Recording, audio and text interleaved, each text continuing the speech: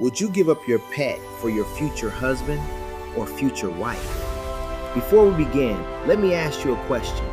Would you give up your dog for your future husband? Would you give up your cat for your future wife? Don't answer too quickly, because how you answer that question may tell you more about your dating life than your dating profile ever will. Now, before the internet loses its mind, I'm not anti-animal. I'm not telling anybody they can't own pets. I'm asking a much bigger question. What happens when your lifestyle collides with someone else's lifestyle? Because dating isn't just about attraction. Dating is about compatibility. And compatibility is where a whole lot of relationships go to die. I've had the privilege of introducing 4 couples who eventually got married. Now, am I saying I'm a professional matchmaker? No. But I have spent years talking with single men and women, listening, asking questions, trying to understand what people really want versus what they say they want. And something interesting keeps coming up. Everybody has standards. Everybody has preferences. Everybody has deal breakers. Until love requires compromise, then all of a sudden, my dog sleeps in the bed. My cat has been with me longer than anybody. My pet goes everywhere with me. My pet comes first. Now that's your choice. I'm not judging you. I'm simply saying choices have consequences. Now here's something I've noticed. This isn't peer-reviewed research. This is Kellen Kash talking. From conversations I've had with single people, it seems like social media has turned dating into a marketplace. Sometimes people sound like used car salespeople trying to sell themselves. Low mileage, no kids, 6-figure income, owns a house, 6 feet tall, no drama, must love dogs, must have no pets. Everybody's listing features. Everybody's listing options. Everybody's listing requirements like they're selling a product instead of introducing a human being. And somewhere in the middle of all that, real compatibility gets ignored. Now let's look at what the research actually says. A peer-reviewed study published in Anthrozoos surveyed more than 1,200 Match.com users to better understand the role dogs and cats play in dating and courtship. The findings were fascinating. Women, on average, placed more importance than men on how a potential partner interacted with pets. Dogs appeared to play a larger role than cats. Researchers suggested that may be because dogs require more daily responsibility, more caregiving, and more interaction. Think about that. Before somebody ever asks how much money you make, before they ask your credit score, before they ask where you want to retire, some people are deciding whether to date you because of your dog. That's worth thinking about. Now, here's where I separate the research from my opinion. My opinion is simple. Pets have a smell. That's Kellen Kash talking. Before the comments light up, relax. You may not notice it. You live with your pet every day. Your brain adapts. But somebody walking into your house for the first time might experience something completely different. Just because you don't smell it doesn't automatically mean nobody else does. Again, that's my opinion, not the conclusion of the research. And here's another opinion. If I have pets, they're outside. That's how I was raised. Some of you grew up with dogs sleeping in the bed. Some of you celebrate your dog's birthday better than your own family. That's your business. I'm simply saying, know yourself, know your future spouse, and know what you're asking someone else to accept before you fall in love. You've tried it your way, but you're still in debt. Or maybe you're doing okay, but want to invest smarter, grow faster. MillionaireX.ai gives you real step-by-step strategies to ditch debt or stack wealth. Stop dreaming and start planning. Visit MillionaireX.ai today. I want you to be the next millionaire next door. Now, let me tell you something I jokingly say when I'm talking to single people. I tell them I have what I call the show me you crazy application. Now, relax. I'm kidding, sort of. Because there are questions people should ask before they become emotionally attached. Questions like, do you want children? Do you want to rent or buy? How do you handle money? Do you believe in God? How do you argue? How do you apologize? How much debt do you have? How close are you to your family? Would you relocate for your future husband or future wife? And here's one I think people skip. How important is your pet? Not, do you have a dog? Anybody can answer that. I'm talking about, how important is your pet? Would you choose your pet over your future husband? Would you choose your pet over your future wife? Would you refuse to move because of your pet? Would you refuse to travel because of your pet? Would you refuse to have children because your pet doesn't do well around kids? Would you expect your spouse to sleep beside your dog every night, even if they don't like it? Those aren't silly questions. Those are compatibility questions, because compatibility isn't tested when everything is easy. It's tested when priorities collide. Now, let's make it even more real. What if your future spouse has severe allergies? Do they take medication every day, or does the dog go? What if your child develops allergies?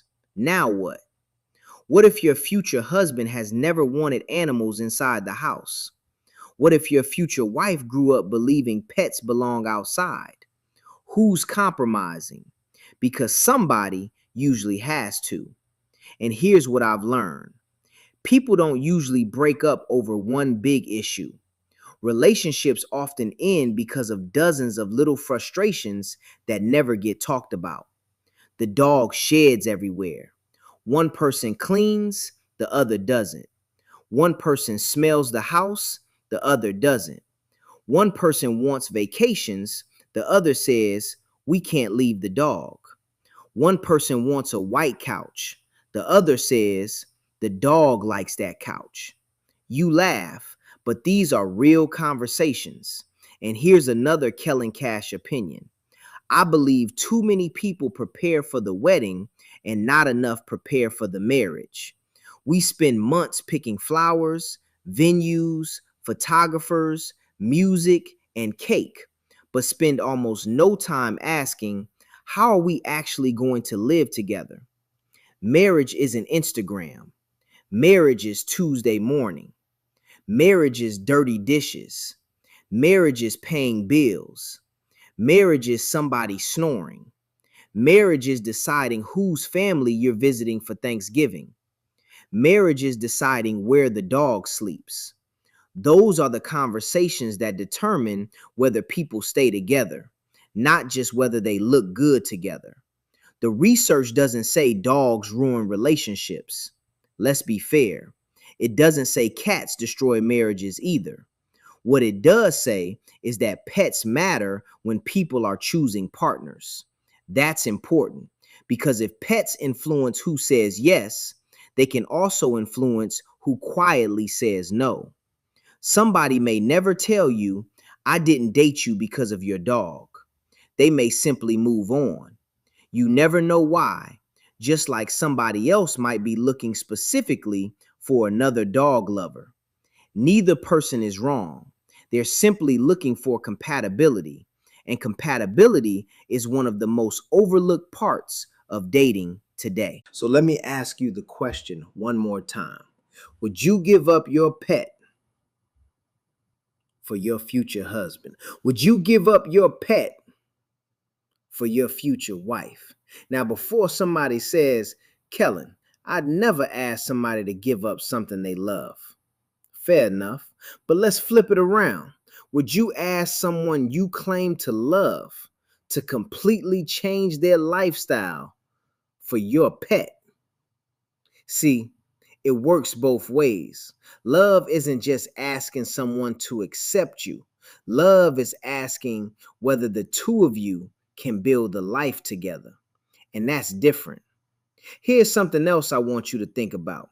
Every yes you say in dating is automatically a no to somebody else. If you absolutely love indoor pets, wonderful. There are millions of people who feel exactly the same way. If you don't want pets inside your house, that's okay too. There are millions of people who agree with you. The goal isn't finding somebody who's wrong. The goal is finding somebody who's compatible because compatibility creates peace. Constant compromise creates resentment. Now, let's go back to that peer reviewed study. The researchers weren't trying to tell you whether dogs are good or whether cats are bad.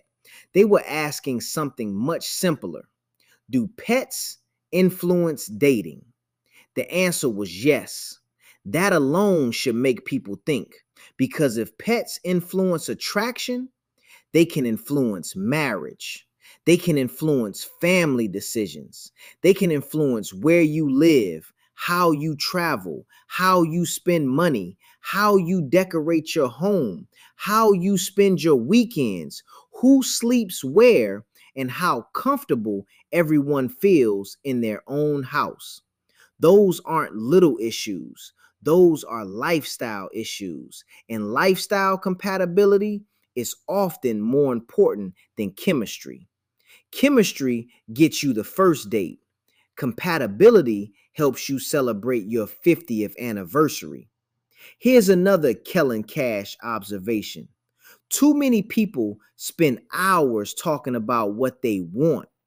Very few spend time talking about what they're willing to sacrifice. Everybody wants loyalty. Everybody wants honesty. Everybody wants respect. Everybody wants communication. But healthy relationships require trade offs. Sometimes your way doesn't win, sometimes theirs doesn't either. You build something new together. That's marriage. Not my way, not your way, our way. Now, let me leave you with something I hope you'll remember. This episode isn't really about dogs. It isn't really about cats. It's about priorities. It's about asking better questions before emotions take over. It's about understanding that love isn't built only on attraction. It's built on shared values, shared expectations, shared habits, and shared vision. Don't wait until you're engaged to find out your future husband can't stand indoor pets. Don't wait until after the wedding to learn your future wife expects the dog to sleep between both of you every night. Have those conversations now. Laugh about them now. Disagree about them now.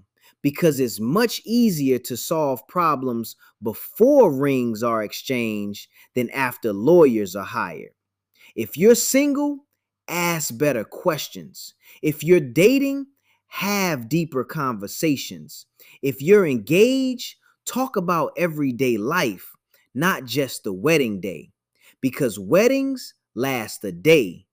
Marriage is supposed to last a lifetime. I'm Kellen. Read more books than headlines. Ask better questions before you fall in love. Choose compatibility over fantasy. And remember, sometimes the biggest relationship problems aren't the dramatic ones, they're the everyday habits nobody thought to talk about. I'll see you in the next one. Ready to dominate your industry with strategy that actually scales? At Coleman Public Relations and Consulting Firm, we're not just PR experts, we're licensed sports agents certified in AI and elite business consultants with over 2 decades of experience leading global projects across multiple countries. Visit CPRFIRM.com, that's ColemanPRFIRM.com, and MillionaireX.ai. Then download the Millionaire X app, your AI powered guide to getting out of debt, investing smarter, and building generational wealth. Coleman Public Relations and Consulting Firm. It's a family business, it's different. Hi guys, I'm Kai Gabiam from the Diaspora channel, a lover of Africa. If you love Africa as well and you would love to visit one day or to relocate to Africa, there is a course out there for you. And this course is My First Trip to Africa, a course well put together by a seasoned traveler, Kellen, Kash, Coleman. This course is designed to prepare you to travel better, which will save you both time and money. And the great news is this course costs only $20, guys. It can't get any better. Go right now and enroll to this course at www.diversifygame.com. Don't miss out.